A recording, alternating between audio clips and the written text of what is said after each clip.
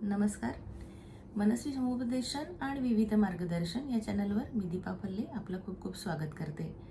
मानसशास्त्रीय अनेक समस्या तसेच विविध मार्गदर्शनपर गप्पा आपण आपल्या चॅनलवर करीत असतो.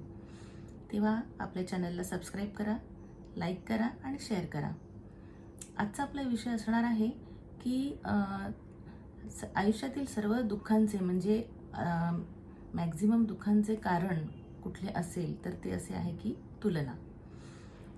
आपण बऱ्याच वेळा स्वतःचे आयुष्य आपण दुसऱ्या कोणाबरोबर तरी आपण तुलना करीत असतो किंवा आपण कंपेअर करीत असतो की त्याच्याकडे इतकं आहे माझ्याकडे नाही, किंवा अमुक एका व्यक्तीने अमुक एक गोष्ट मिळवली पण मी अजून ती मिळवली नाही, त्यामुळे मला दुःख होतंय, किंवा ते मला जोपर्यंत मिळत नाही तोपर्यंत मी सुखी होणार नाही, तोपर्यंत मी आनंदी होणार नाही, किंवा अमुक एका व्यक्तीला कसं मिळालं आणि मला का नाही मिळालं.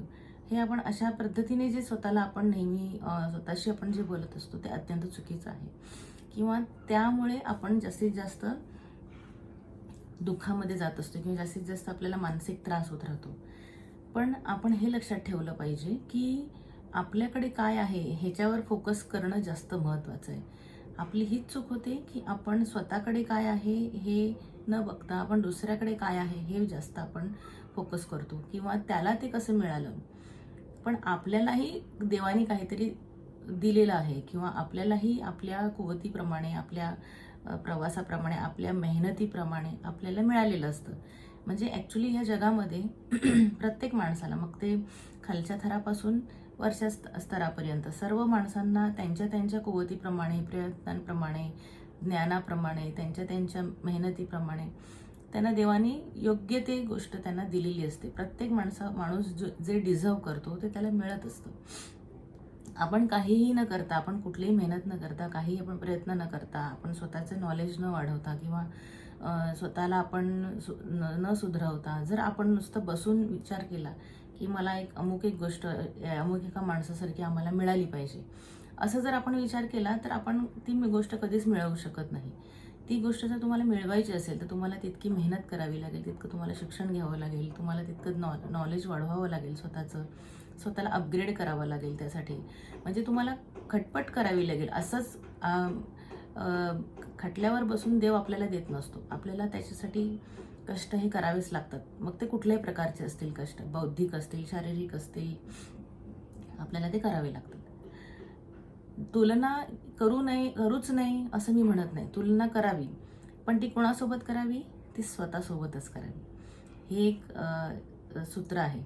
तुम्हाला तुलनाच करायची आहे ना, तर तुम्ही स्वतःशीच तुलना करा. तुम्ही स्वतःला लहानपणाच्या आपल्या प्रवासापासून आपल्याला तुम्ही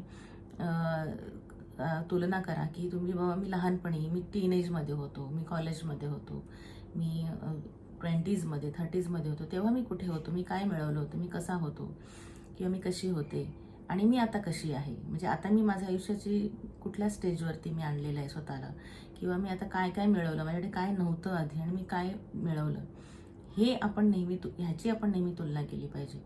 हे जेव्हा आपण करायला लागू तेव्हा आपल्याला समजेल की आपण किती उंचीवर पोचलोय, किती मोठं आपण किती मोठी झेप घेतलेली आहे, किंवा आपण ज्या गोष्टींच्या स्वप्नातही आपण कधी असं प्लॅन केला नसेल, किंवा आपण बऱ्याच वेळेला असं असतं की लहानपणी किंवा कॉलेजमध्ये वगैरे असताना आपण असं काही ठरवलेलं नसतं विशेष असं काही, की मी अमुक एक कंपनीमध्ये नोकरी करेन, किंवा मी अमुक एक सरकारी नोकरी मिळवेन, किंवा मी अमुक एक माझा व्यवसाय करेन आणि तो इतका यशस्वीपणे करेन, किंवा मी अमुक एक इतका मोठा अमुक एका लोकेशनवरती मी फ्लॅट घेईन, किंवा मी एखादा बंगला घेईन, किंवा मी 4 चाकी गाडी घेईन, किंवा असं कोणत्याही प्रकारचं आपण स्वप्न त्या वयात आपण बघितलेलं नसतं. पण तरी देखील आपण पुढे पुढे जाऊन आपल्या आयुष्याच्या प्रवासात आपण त्या गोष्टी मिळवलेल्या असतात.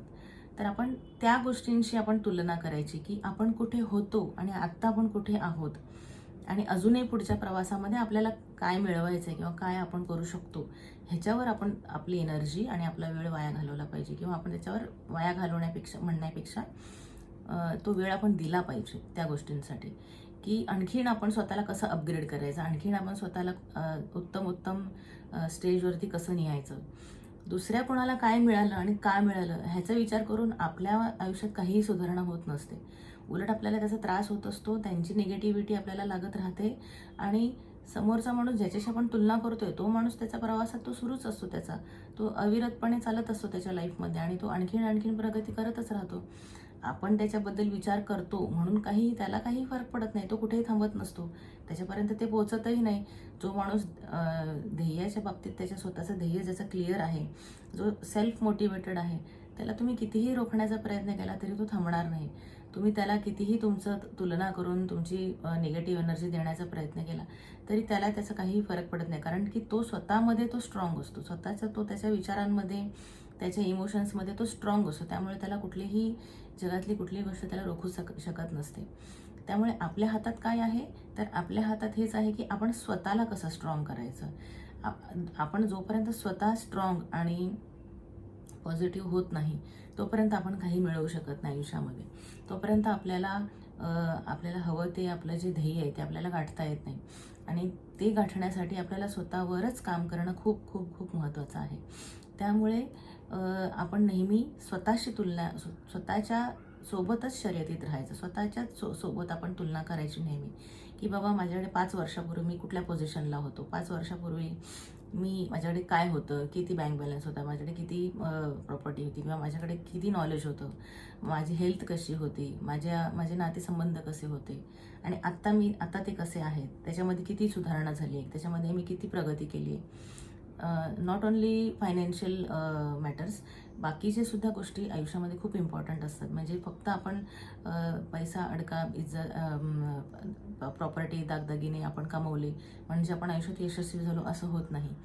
त्याचसोबत आपल्याला आपलं मानसिक स्वास्थ्य, आपलं शारीरिक स्वास्थ्य प्लस आपलं सोशल लाईफ म्हणजे आपलं सामाजिक स्वास्थ्य हे सुद्धा तितकंच महत्त्वाचं आहे आणि त्याच्यावर सुद्धा आपल्याला काम करणं खूप खूप गरजेचं आहे. तरच आपण एक यशस्वी आयुष्य जगू शकतो. हे जर तुमचं नसेल तर तुमच्याकडे कितीही पैसा असला तरी तुम्हाला त्या गोष्टीचा आनंद घेता येत नाही जोपर्यंत तुम्ही मनाने, शरीराने आनंदी आणि स्वस्थ असत नाही आणि तुम्ही सामाजिक तुमचे नातेसंबंध तुमचे सुदृढ असत नाहीत, तोपर्यंत तुम्ही या सगळ्याचा उपभोग आनंदाने घेऊ शकत नाही. त्यामुळे स्वतःला प्रत्येक स्टेजवर, प्रत्येक बाबतीत अपग्रेडेड ठेवणे आणि स्वतःच्या शर्यतीत स्वतःसोबतच राहून आपण सतत जिंकत राहणे हेच खरं योग्य तुलनेचं एक समीकरण आहे आणि तेच आपण फॉलो केलं पाहिजे. तरच आपण एक आनंदी आणि यशस्वी आयुष्य जगू शकतो, नाही का? थँक्यू.